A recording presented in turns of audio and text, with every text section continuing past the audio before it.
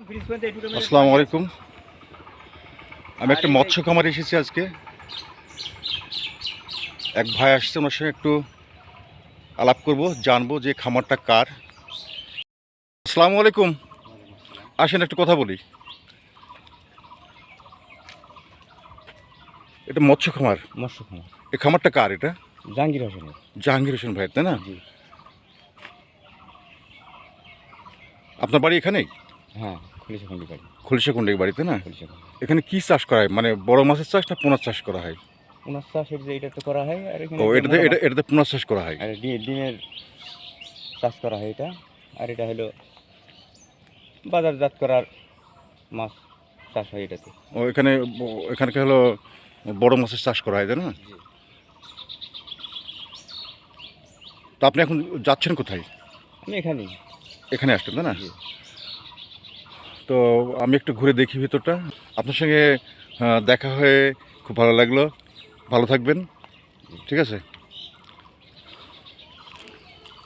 শুধু দর্শক শ্রোতা, এটা হলো কুষ্টিয়া জেলার দৌলতপুর থানার খলিশাকুণ্ডী ইউনিয়নের অন্তর্গত উদয়নগর গ্রাম।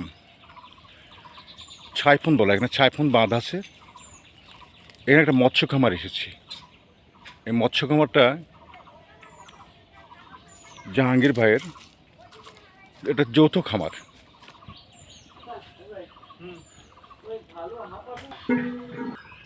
এখানে কিছু মৎস্য চাষি তাদের সরঞ্জামগুলো দেখছি, এই রুমে তাদের সরঞ্জামগুলো রাখেন ওনারা। এই যে এখানে রান্নাবান্নাও হয় হয়তো মাঝে মাঝে। ঘাটেরই। আপনারা এখন যাবেন কোথায়? আমরা নদীর যাবো, ওই বাইরের নদীতে। এই যে মাছ ধরার জাল এখানে সংরক্ষণ করা আছে, এখন মাছ ধরা নাই। ওই সামনের এটা সাইফুন বাঁধ। এই বাঁধের এ পাশের অংশটা জাহাঙ্গীর ভাই সহ আরও অনেকেই সরকারের কাছ থেকে লিজ নিয়েছেন, নিয়ে মাছের চাষ করেন। এটা নৌকার শেড, এখন আর কাজ নেই, তা এক পাশে রাখা আছে।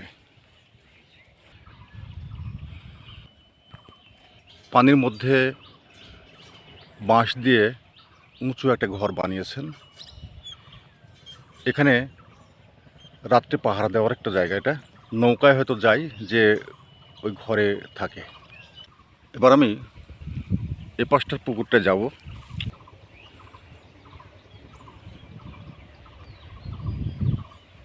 অনেক বড় একটা মৎস্য খামার। শুধু দর্শক শ্রোতা, আজকের যে মৎস্য খামারটা আমরা দেখলাম, এটা আসলে কেমন লাগলো জানাবেন।